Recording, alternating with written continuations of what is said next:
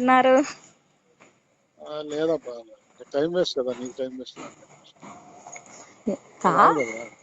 అట్లా half an hour కూడా నువ్వు టైం స్పెండ్ చేయలేకపోతే అది కాదు సార్, ఇప్పుడు ఇంట్లో ఉన్న పరిస్థితులు అలా ఉన్నాయి కదా, మీకు తెలుసు కదా, ప్రతిదినం ప్రత్యేకంగా చెప్పాలా?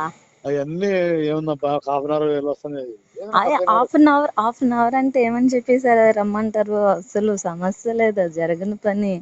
ఇప్పుడు పలానా వర్క్ ఉంది అని నేను చెప్పండి. కావాలి సార్ ఇస్తున్నారు బాగా సార్ చండాలంగా ఉంటది అలాగంటే. అయితే అతను తీసుకొస్తారు కానీ నన్ను ఒకదాన్ని పంపించారు కదా. మరి చూడు నువ్వు అన్ని నాకు భోజనం కూడా చేయాలి, ఆలోచించుకున్నావు. అది కాదబ్బా, నువ్వు టైం దొరికే చాలా తక్కువ టైం దొరుకుతుంది.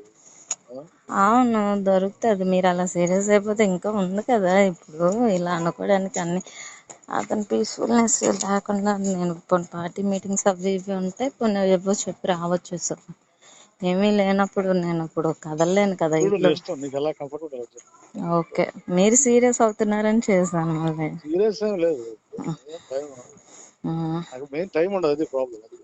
ఓకే, అలాగేం లేదు, టైం వస్తుంది. ఎందుకంటే తొందరపడి మళ్ళీ ఇది తలపోట్లు తెచ్చుకోవటం ఎందుకని చెప్పి. అలాగే సార్, సరే. అవును అంటే కాదు, ఎంటర్టైన్మెంట్ చెయ్యను అంటే నేనేమైనా కోరుకొని ఇచ్చేసానా? అది మా మనసుకి ఇదయింది, అది మాట్లాడుకున్నాం. మరి అలా అంటే ఏదో రకంగా ఉంటుంది, మళ్ళీ మీరు అలా మాట్లాడితే. అడగండి, కావాలంటే ఎంక్వైరీ చేసుకోండి భాను కోసం.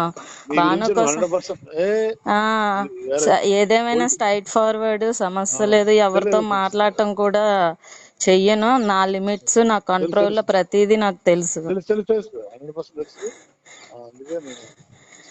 అది మరి ఓకే ఓకే సార్, ఓకే.